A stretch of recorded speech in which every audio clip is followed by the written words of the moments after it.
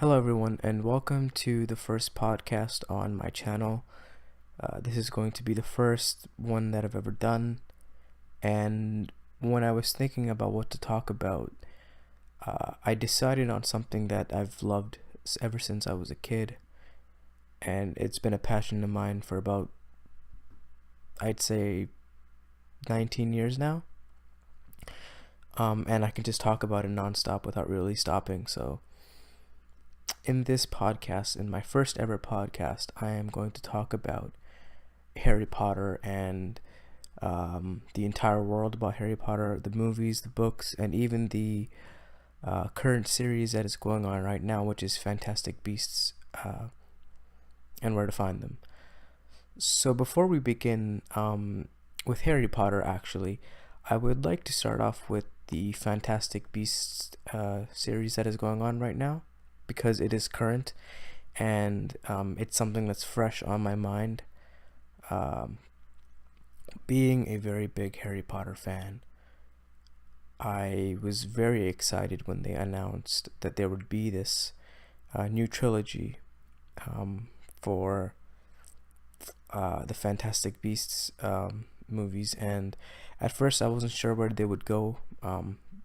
In the previous Harry Potter movies and books, the Fantastic Beasts and Where to Find Them was just basically a textbook, and I think there was a book created by J.K. Rowling, but it was more of just a kind of a guide on all the different beasts and animals in the world of Harry Potter. So we didn't really have an idea on what the story would be. And once I heard that J.K. Rowling was going to be the screenwriter, she was going to write the script pretty much for the movie, I was excited because she hasn't let us down. She was involved with all the Harry Potter movies, and I think getting her on as a screenwriter would be perfect for this. So I was very excited for this series to start, and then the first movie came out in 2016, I believe.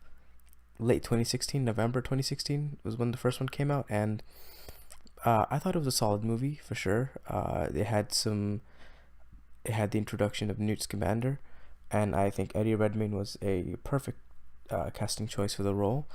And it showed magic outside of Hogwarts, outside of London, outside of England, actually, and it showed magic in America, New York especially. So that was a nice little introduction to the different beasts in the Harry Potter world and how magic was treated outside of uh, England. Some of the faults that I thought the movie contained were, I mean, there wasn't a lot of negative things I could say. Maybe the story was a bit I don't want to say cheesy, but it was kind of just some monsters have escaped the city and he has to go, and Newt and his friends have to go collect them, get them back to his magical suitcase. I like the side story a lot, the one with Grindelwald, and obviously the appearance of Grindelwald at the end, who was played by Johnny Depp. I would have been fine if Colin Farrell had played Grindelwald. I'm not a huge fan of Johnny Depp as Grindelwald, but I haven't seen much of him, so I can't really judge that right now. But I think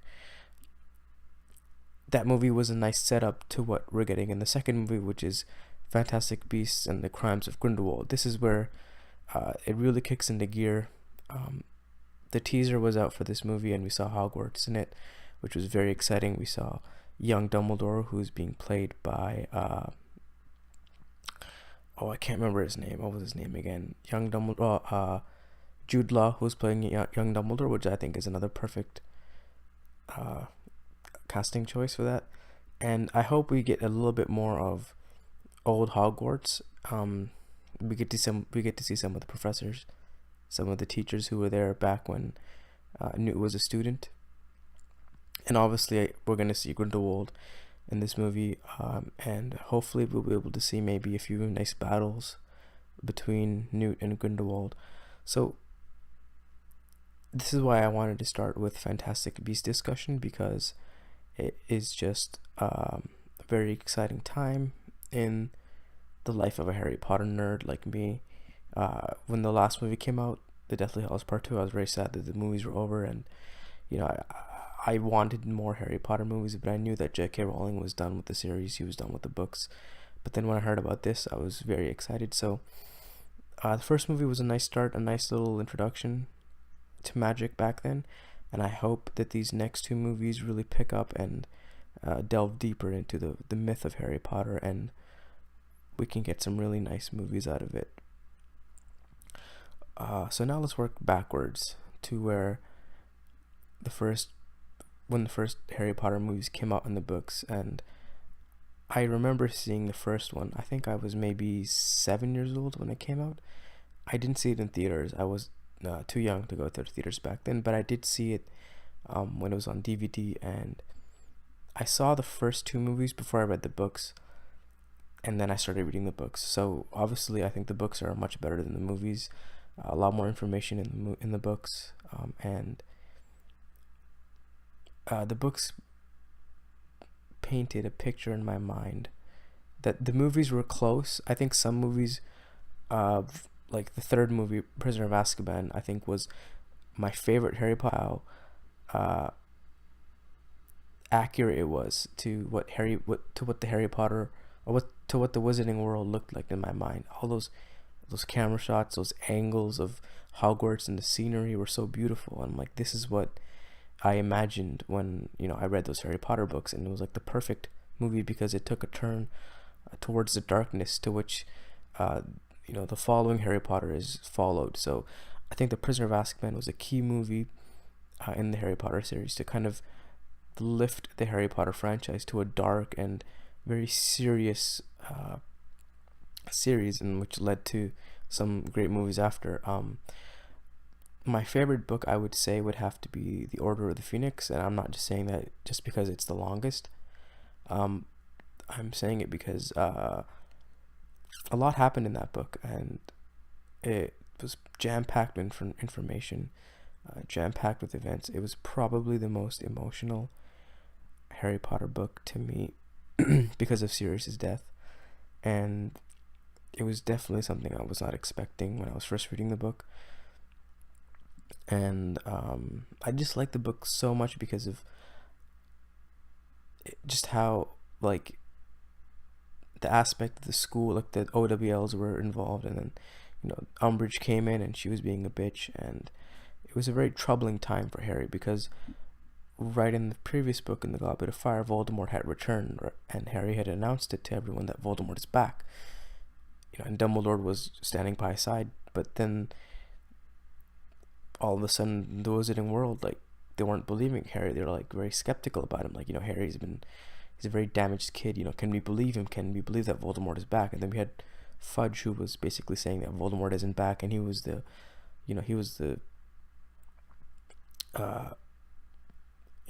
minister of magic.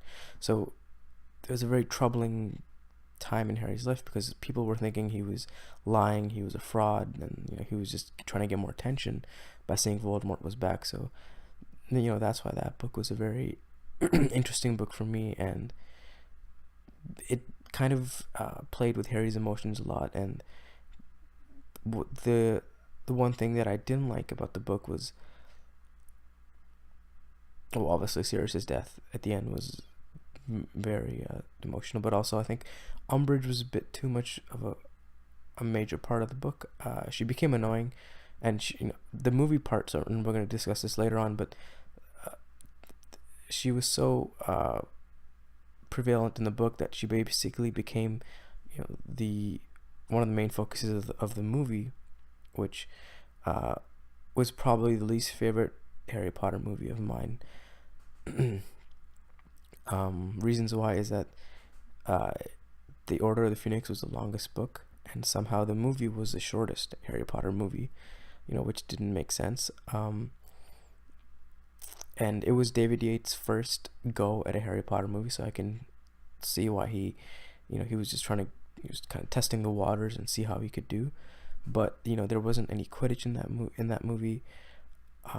There was barely any school stuff like OWLs. They had the stuff I did like was the Dumbledore's army stuff, but I think Umbridge was a bit too annoying in the movie. And I also think Sirius's death, how it was portrayed in the movie, was very unemotional. Like, he just kind of just flies backwards through a gateway or something. The battle between Dumbledore and Voldemort at the end was very good. I think that kind of saved the movie. But other than that, the Order of the Phoenix was, yeah, I expected a lot more. Especially since the book was so jam packed with information. I know it's hard to take all of that, but to put it into movie form. But you have to remember that he's at Hogwarts. You have to include stuff like Quidditch. You have to include stuff like the exams that they were having, those important exams that Harry and all of his friends had to take in the fifth year.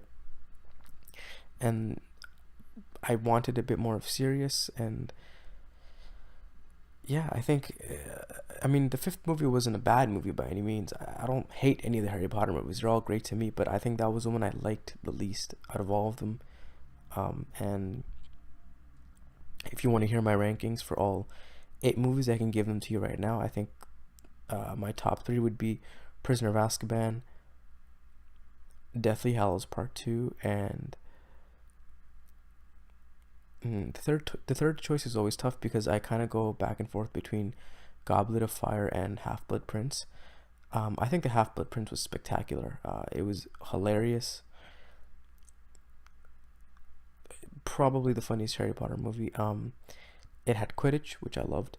It had a very somber and very, the tone of the death or the Half Blood Prince is very interesting. If you go back and watch that movie, it kind of differs from all the different Harry Potter movies. You know, Draco's journey in that movie, his emotional journey in that movie, you can really see it. It's portrayed well in the film. Uh, and then Harry and his kind of back and forth between his friends, Hermione and Ron's fight. I think the one scene in the movie that was kind of cringeworthy was Ron and Lavender in sitting in, or I think every time Ron and Lavender were on screen, I just found it cringeworthy. And then the scene in the hospital, where Ron is laying in the bed and Hermione's holding his hand and Lavender walks in, and there's that little back and forth between Hermione and Lavender that was kind of cringeworthy. But other than that, I really love the Half-Blood Prince. I love the flashbacks that Harry and Dumbledore had. I love the ending when they go to the cave to look for the locket, and they don't find it. They come back, and then obviously Dumbledore's death was just super emotional. I don't think it was definitely one of the most emotional scenes in the entire series. And yeah, I think the Half-Blood Prince is up there, and obviously Deathly Hallows Part 2. I think that's in everyone's top 3. I mean, it was just perfectly portrayed. It was set up to be perfectly portrayed because of Deathly Hallows Part 1, and Deathly Hallows Part 1 does get a lot of knock, but you have to remember that it didn't get a fair chance at a real movie because it was just kind of the halfway point through the book. So I mean, it ends when Dobby dies and they escape Malfoy Manor. So you couldn't really say that was a full movie. It was kind of just an entrance to Deathly Hallows Part 2, which is a real movie, which is the final battle at Hogwarts. I think Deathly Hallows Part 2 was definitely a perfect way to end it. How they portrayed it, how they filmed all the fights, the emotional scenes with Snape and the Pensieve, where Harry is viewing. I think that scene was definitely cried up during that scene. And yeah, I think Deathly Hallows Part 2 is definitely in my top 3. And Goblet of Fire is... See, the Goblet of Fire, I think the first time that I watched it, I really liked it. I loved it. And it was I think it was easily in my top 2 for a very long time. But then after watching it a few more times in the past few years, it kind of has, I wouldn't say dropped, but it's not as great as I thought it was. I mean, if you remember that in the book, the main things were the 3 tasks, and I think the first task was solid. I think the second task could have been a bit better, and the third task was kind of just they just went through it and just to go to the ending and to find to get to the graveyard and to bring Voldemort back. I think Voldemort's resurrection was spectacularly done. I think the way we all imagine Voldemort is what he looked like when he came out in the movie, is his rebirth in a sense. But other than that, I think The Goblet of Fire is a solid movie. It was dark, obviously, because of The Prisoner of Azkaban, and yeah, I just think it could have been a bit better. Um, and then, so if that's my top three, four, with Prisoner of Azkaban, Deathly Hallows Part 2, Half Blood Prince, and uh, Goblet of Fire. And then we have the next four. The first two movies, it's hard for me to put them in this comparison, because the first two movies are kind of similar. They're by the same director. They have the same kind of tone, the same light, happy kind of mood. um, the first one's a nice introduction into Harry Potter. Harry's 11 years old in that movie, so you can't really expect very serious, dialogue, very serious stuff going on. It's just kind of a very nice, bright intro into Harry Potter. Obviously, the second movie is kind of the same as the first. I mean, it's a bit darker because of the villain and the basilisk and the Chamber of Secrets, and Voldemort when he was younger. So that one was second one, the Chamber of Secrets, is very solid too. And then we have Deathly Hallows Part 1, which again, it's hard for me to rank it, because it's not really a complete movie. It's more of just them kind of running and on the run, and trying to basically, at first that they go for Creature, and they tell him to bring the real locket, and then they try to find out how to destroy the locket, and then Ron leaves in the middle, and he comes back and then helps Harry destroy the locket. So Deathly Hallows Part 1, it does get a lot of knock, but I can't put it on that movie, just because it was supposed to be a kind of a segue into Deathly Hallows Part 2. So, and then we have The Order of Phoenix, which I would say is probably my bottom three Harry Potter movies. Reasons I explained why. It would, just because it's, I'd expected a lot more, just because I enjoyed the book so much. I think if the book wasn't my favorite book out of all the movies, I wouldn't have had such a problem with Order of Phoenix. But I love that book, and I really wanted to see the magic from the book being displayed onto the movie version of it, and it just wasn't there. So that's sort of my basic ranking of the Harry Potter movies. The books, I mean, I could rank them. Maybe I'd say Order of Phoenix, Deathly Hallows, Prisoner of Azkaban, Goblet of Fire, Half-Blood Prince, and then the first two. So yeah, that's basically how I would rank my books. Now, a lot of people ask me, well, I do have conversations of Harry Potter, like, oh, who's your favorite character? What kind of spells do you like? What fascinates you about the Harry Potter world? And I think my favorite character has always been the same from the beginning, Hermione. Just because I kind of relate with her, like just being on the nerdy side, being being all about school first, and then so I was kind of like that. And I think Hermione kind of held Harry and Ron together. Like, if it wasn't for Hermione, I think they would have been screwed so many times. She saved their ass. And as the movies got along, I by the time they were in the fourth, fifth year, let's not, let's face it, Emma Watson is a very attractive woman. So I had a crush on Hermione by the time the fourth movie was out. But not just because of that, but also because she was a spectacular student, loyal to Harry. She stayed with him when Ron left in the seventh book. Even though everyone knew she liked Ron, but she stayed with Harry. So, because she had to. She promised she would. So very loyal, very smart. And she was obviously, she wasn't. I don't want to say she was obviously not a pureblood, not a half-blood. So she had the odds stacked up against her. Snape hated her, Malfoy hated her. So, but she came through in every book, in every movie. She was there, and she was the badass, and she saved their asses so many times. So Hermione was definitely my favorite character. My favorite spell, I don't know if I have a favorite spell. I think all spells are very they're all kind of special in their own way.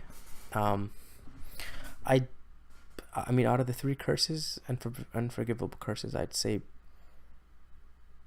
yikes. I don't think I want to say my favorite spell from those three. That's not something I would like to discuss. But I think my favorite spell, I think, well, Harry Expelliarmus. That's kind of the cliche choice right there. Not a powerful spell, but it got the job done for Harry countless times. So yeah, I like Expelliarmus. I think Aguamenti sounds very smooth. Just summon water out of nowhere. Aguamenti. I think Accio is a very useful spell just to bring anything towards you. And what else? Let's see. Yeah, I'm not sure if any other spells kind of stand out to me. Those spells that I just said there are kind of oh, and Loomis, obviously, to bring out the light, Loomis Maxima. And so yeah, those are some of my favorite spells. And then some of my favorite, I think, professors. I love Professor Lupin for sure. He was not. I think he was Harry's favorite professor. He was also my favorite professor, just because of how fun, and how great of a person he was, and how fun he made, the classes and everything. Professor Flitwick, Professor McGonagall, some of my favorites as well. And also, let's not forget Professor. Oh, his name is just blanking on my mind right now. Who was the professor that Dumbledore recruited in the Half-Blood Prince? His name is just on the tip of my tongue. I can't. Professor. Wow. He's such a classic character too. I don't know how I'm forgetting his name. I just haven't thought about him in such a long time. Slughorn. There we go. Yeah, Professor Slughorn. I loved him in the movies. I thought he was hilarious. Just exactly how I pictured how he was in the books. Also, Professor Moody, Mad Eye Moody. Obviously, in the movies, in the fourth movie, that wasn't really him. So, I can't say I loved that version of him. But I think in the books, Mad Eye Moody was definitely one of my favorites. And yeah, there's just so much more I could discuss about Harry Potter and how it affected my life and changed my life. I've read the books so many times. I've seen the movies so many times, and even back in 2015, it was actually on my birthday. I was fasting and I was reading Harry Potter, just to pass the time. And I tweeted out to J.K. Rowling that I was reading Harry Potter, and it was not the best idea to read Harry Potter while you're fasting, because the way she describes the food is very amazing. And she replied back to say, try reading Deathly Hallows, because they don't eat much in that one. And that was a very huge moment for me, because A, it was my birthday and she replied to me, my idol J.K. Rowling replied to me, and B, Time Magazine and BuzzFeed and BBC Radio actually reached out to me to write articles about it, and just take some questions. And it was just a very nice moment, and something a Harry Potter fan would dream of. So yeah, I do miss Harry Potter, and I do miss when the movies would come out and there'd be lineups around the theaters, and I do miss when the books came out. And as great as Fantastic Beasts is, it just doesn't have quite the same magic as the original Harry Potter series. Would I love to see a Harry Potter series in the future that somehow involves the actors? Sure, of course. I mean, who doesn't want to see Harry Potter come back? But yeah, this is kind of my first podcast, so I don't have. And the best way would be to have like a list of things I want to talk about Harry Potter and talk about them. This is kind of just off the top of my head what I can think of, and yeah, definitely in the future I might do another podcast about Harry Potter and talk about it. Go more into depth about the books and the movies, and not just speak off the top of my head, but go about maybe some themes and some scenes, some characters, some events that I loved, and what's my take on certain aspects of the books and the movies. So this is just kind of a quick little podcast that I threw together. It's my first one ever on YouTube, so please mind if there's any difficulties in audio, if there's any difficulties in, if there's any if my speech is kind of all over the place. I haven't really talked for this long in front of a mic, so I'm just learning, and hopefully I can improve. And yeah, thank you for listening to this. If you have any questions, if you have any recommendations, please leave them below. If you want, I can have a book by movie comparison of every Harry Potter,